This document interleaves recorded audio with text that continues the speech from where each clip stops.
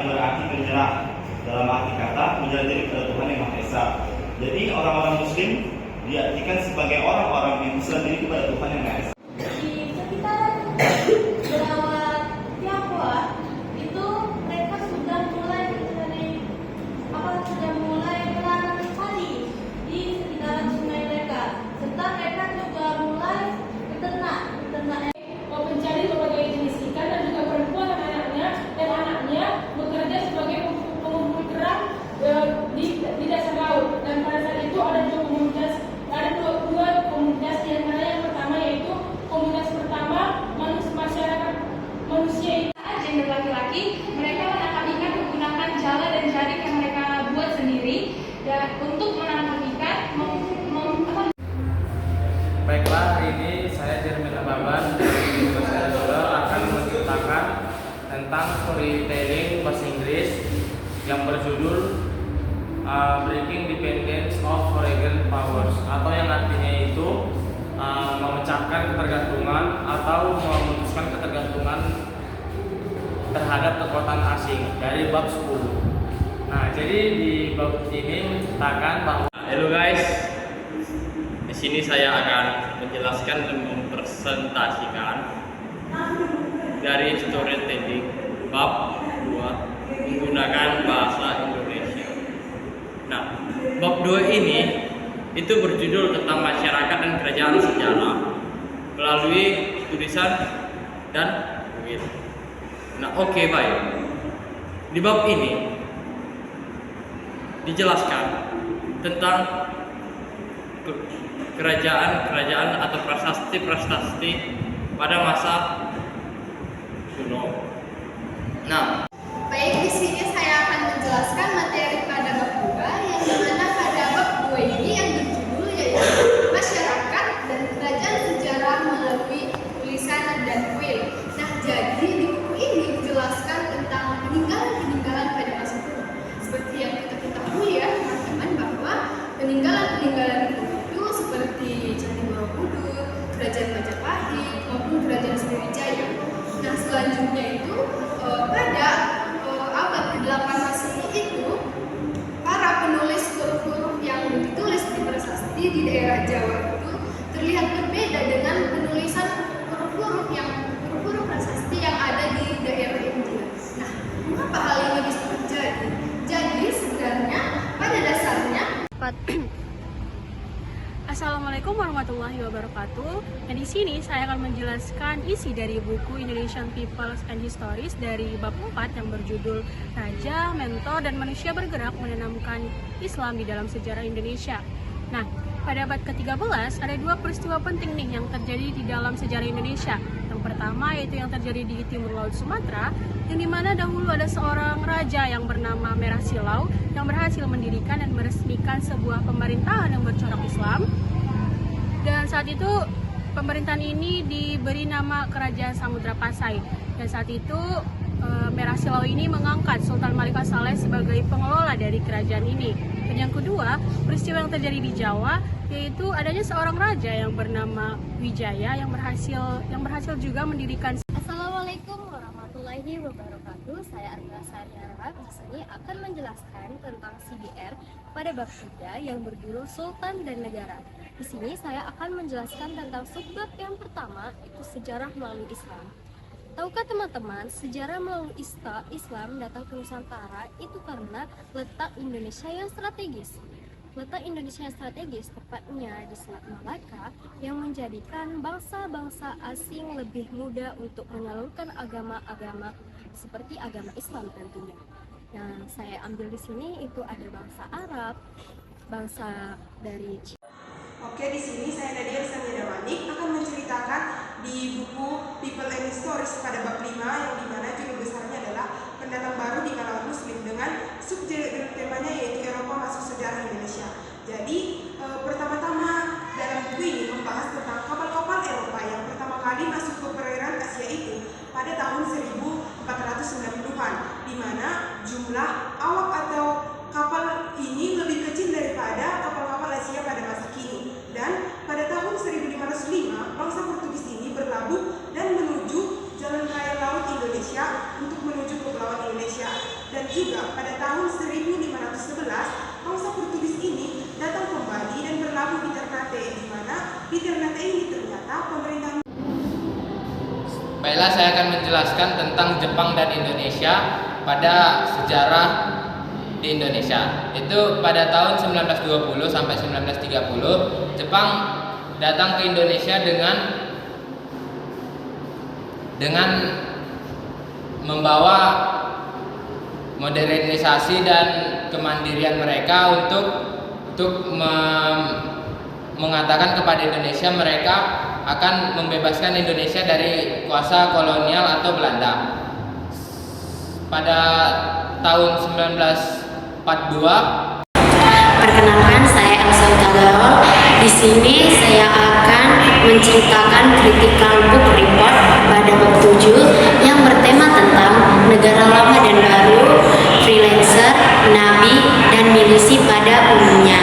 Nah, jadi pada bab 7 ini berisi tentang mobilitas orang-orang yang tinggal di Kepulauan Indonesia, yang dimana mereka Perkenalkan, nama saya Octavius Paulus. Di sini saya akan memaparkan materi saya, yaitu bab 8 tentang perbatasan Eropa dengan Indonesia. Jadi dalam bab ini membahas tentang era kolonial Belanda dan juga perubahan yang terjadi di Indonesia. Jadi era kolonial Belanda ini tidak hanya membawa penindasan di Indonesia, tetapi juga memberikan elemen modernisasi seperti pendidikan barat dan juga infrastruktur di Indonesia.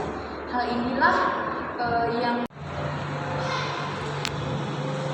Perkenalkan, nama saya Roswatus Terus. Di sini akan menjelaskan tentang banyaknya kerjaan suatu kolonial yang menyatukan sejarah Indonesia. Pada abad ke-19, kehidupan orang-orang Indonesia menyatu dengan Hindia Belanda. Di antaranya banyak di Nusantara saling berpengalaman dan saling berbagi. Semakin banyak orang Indonesia membawa orang Eropa yang tinggal di sana bekerja dan dimulai itu. Halo, nama saya Octavia Lydia Silalahi. Di sini saya akan menjelaskan CPF tentang Peoples and History, yang dimana pada bab 7 berjudul Freelancer, Nabi-Nabi dan Milisi setempat. Nah, yang pertama itu para pemain penguat kekuasaan akan bertarung dengan VOC untuk merebut suatu wilayah. Nah, yang periode ini ditandai dengan adanya aliansi-aliansi yang Saya Eriko Farhadi Saragi. Di sini saya akan menjelaskan tentang storytelling bab 3, yaitu yang menjelaskan sejarah melalui Islam. Komunitas-komunitas Indonesia dalam perdagangan di jalur laut yang menghubungkan antara Tionghoa, Arab, dan India, yaitu mereka di sana menghubungkan tentang bagaimana cara mengembangkan tren-tren baru yang akan berkembang di daerah tersebut. India yang secara sadar mengakui bahwa mereka bukanlah Sanskerta kuno ataupun yang dimaksud mereka dengan fosil. Hai, saya Natalia Shanturi. Di sini saya akan bercerita tentang Banda, monopoli tanpa raja. Banda adalah kepulauan kecil yang ada di Nusantara. Walaupun dikatakan kecil, tetapi bisa dikatakan Banda ini adalah penghuni orang-orang kaya.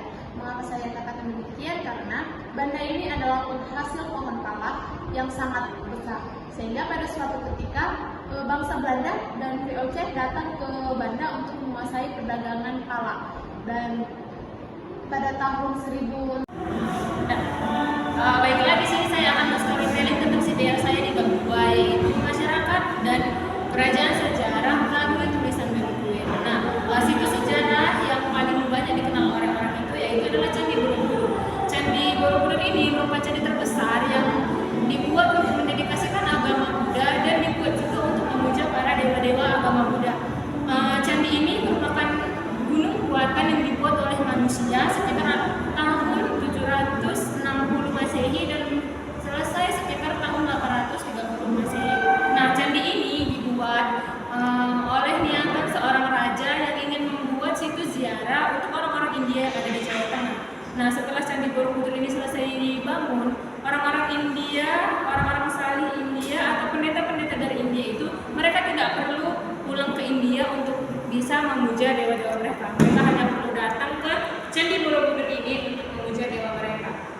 karena di sekitaran Candi Borobudur ini terdapat bangunan-bangunan kuil yang dimana dalam bangunan itu terdapat satu patung dewa-dewa yang mereka percayai. Nah, selain itu di sekitaran Candi Borobudur ini juga terdapat beberapa bangunan-bangunan. Oke, baik teman-teman, di sini saya akan menjelaskan bagaimana bab 4 isi dari bab 4 buku Indonesian Peoples in Histories.